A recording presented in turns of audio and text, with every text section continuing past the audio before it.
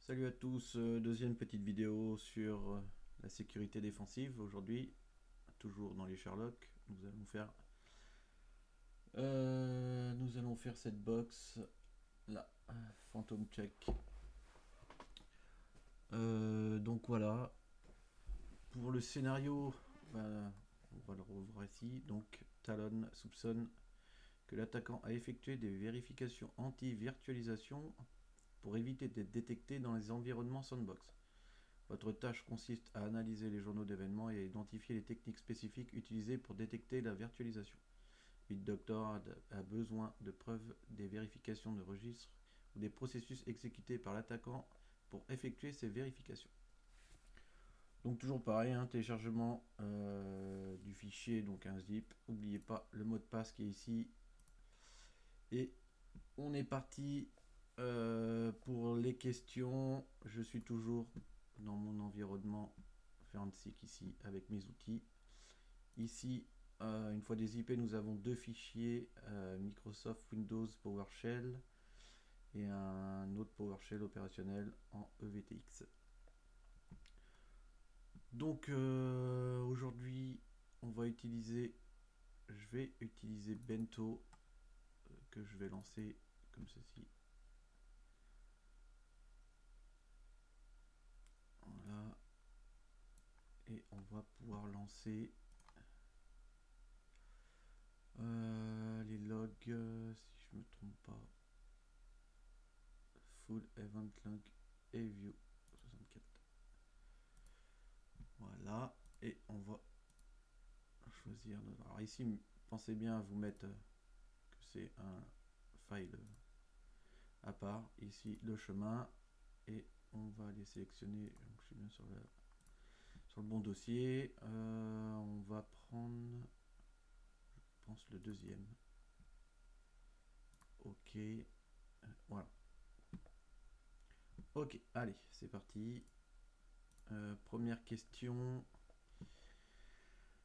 Quelle classe WMI l'attaquant a-t-il utilisé pour récupérer les informations sur le modèle et le fabricant pour la détection de la virtualisation?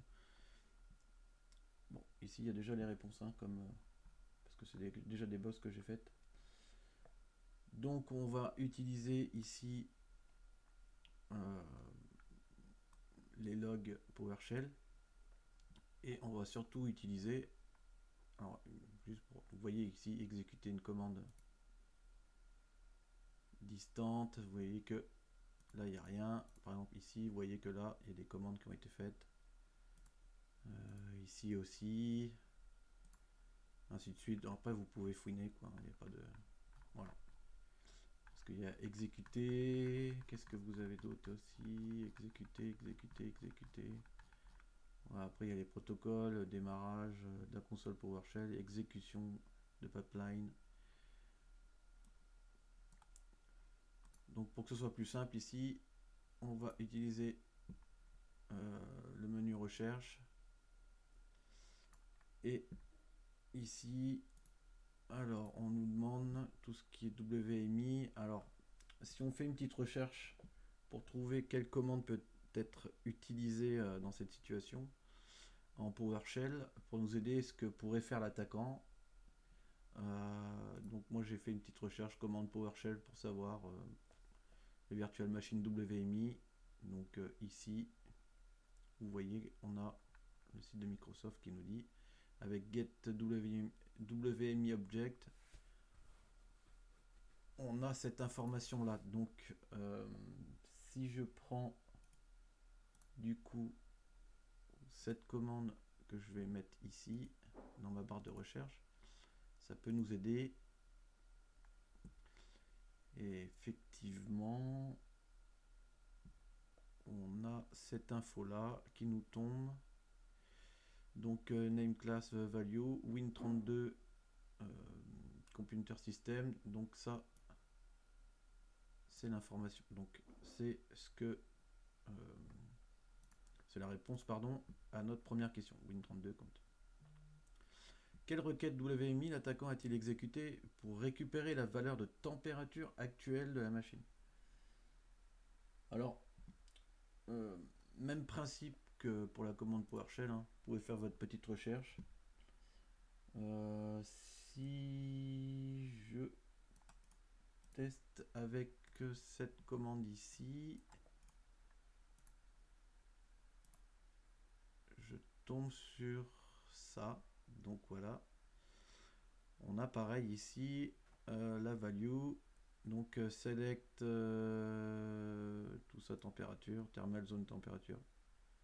Donc ça, c'est notre réponse également pour la deuxième question. L'attaquant a chargé un script PowerShell pour détecter la virtualisation. Quel est le nom de la fonction du script? Comment on peut rechercher ça? Est-ce qu'on met un... L'attaquant a chargé un script PowerShell pour détecter la virtualisation. Un script. Alors, si je me trompe pas,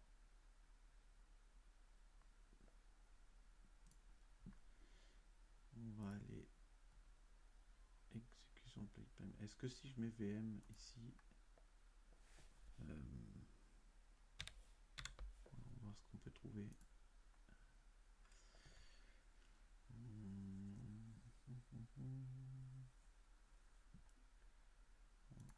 Suivant.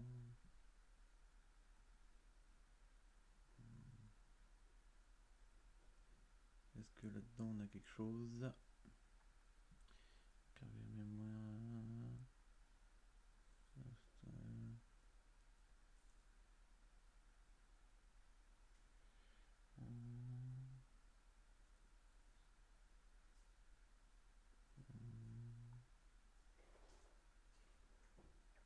Est-ce qu'il y a autre chose? Voilà. Ici, on a la création du texte script 1 sur 1. Donc ici, c'est la première fois qu'il y a eu le script de lancer. Et on voit qu'il y a check VM. Donc check VM est bien notre réponse à la question check VM. Quelle est la clé de registre? Quelle clé de registre le script ci-dessus a-t-il enregistré pour récupérer les détails du service pour la détection de virtualisation? Alors, eh ben, on va copier ce check VM du coup et on va essayer de le mettre là. Et voir ce qu'on tombe.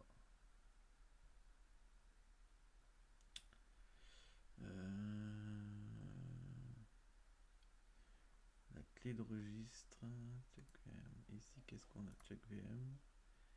Et on retombe ici. Donc, dans cette ligne là. Voilà, on est dans cette ligne là. L'ID, Event ID 4104. Là, je suis toujours Event ID 4104. Mais je suis dans l'ID 3080, 3047. Voilà, j'en ai que deux. La réponse se trouve ici. Alors, est-ce que ça serait pas plutôt ça? Voilà, il me semble que c'est ça. On a dans les commandes l'hyper-v get child item. Ok.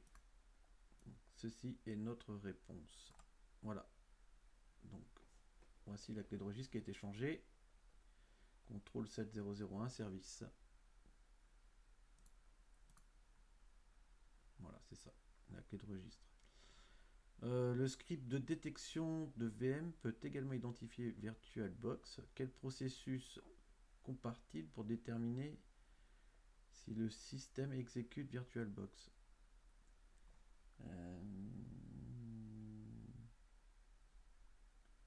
Alors, pareil, je crois qu'on fait une petite recherche sur Google pour savoir quelle commande exécuter. Nous avons get process.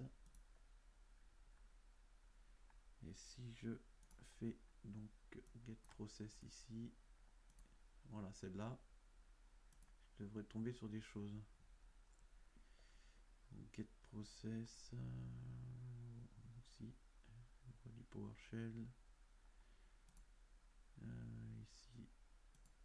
Ici. Non. Non.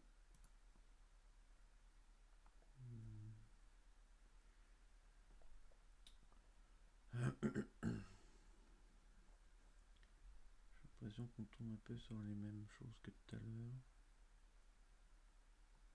Là, on retombe sur notre fichier de tout à l'heure.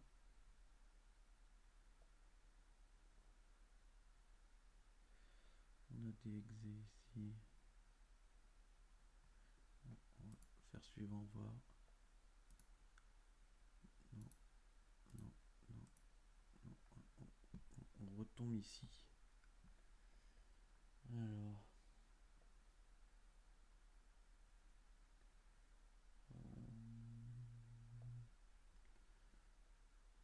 On va retourner voir la question. Et si on tente VirtualBox? Peut-être.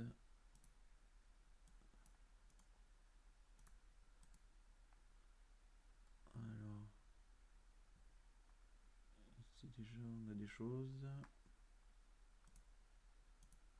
Non. Voilà, on retombe là-dessus.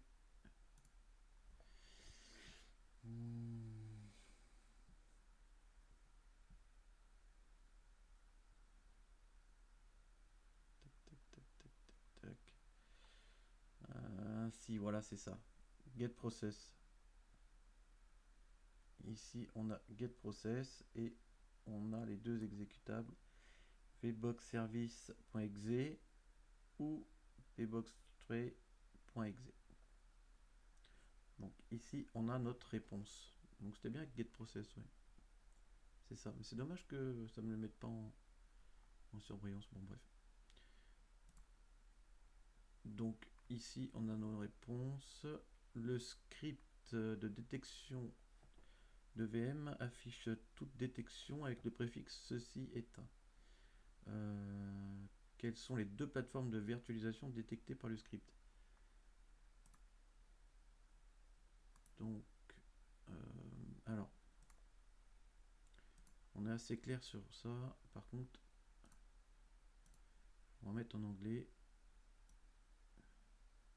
On voit bien que c'est entre guillemets, donc on est dans le texte pur.